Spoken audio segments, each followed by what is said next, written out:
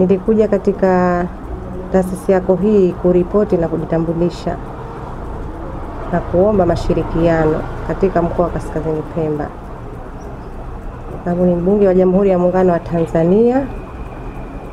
Nina imani kwamba hapa nitapata mwongozo ama kama kutakuwa na changamoto za kuzisemea katika jamhuri letu tukufu la Muungano wa Tanzania, kwa kumsaidia mama yetu Samia Suluhu Hassan kazi ili kuifikisha nchi yetu sehemu husika.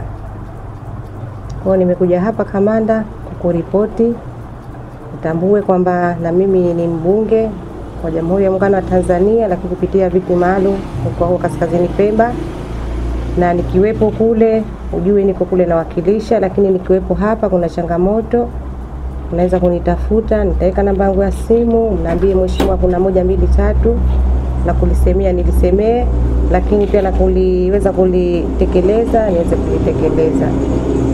Upungufu mkubwa sana wa makazi ya askari. Majengo kwa ajili ya makazi.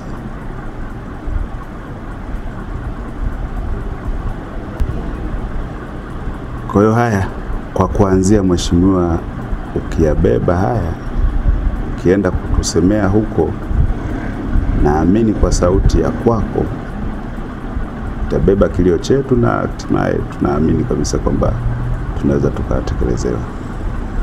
Lakini nirudie kukupongeza na kukushukuru kuja kututembelea, hatimaye kuweza kujua changamoto zetu, na nikiri kwamba wewe ndio mbunge wa kwanza kuja kutembelea ofisi ya kwetu.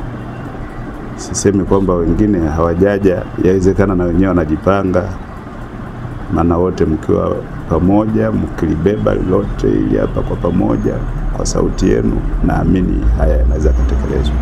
Ni kuahidi kwamba nimeyachukua haya na nitayapeleka sehemu husika. Ikifika wakati nitayapeleka na kufanywa kazi na nitayasimamia, nihakikishe yawe yamefanywa kazi. Sitoyachukua tu nikaenda nikayapeleka nikatulia. Nitayasimamia, nitayakumbushia na nitayatetea mpaka nijue ufumbuzi umepatikana.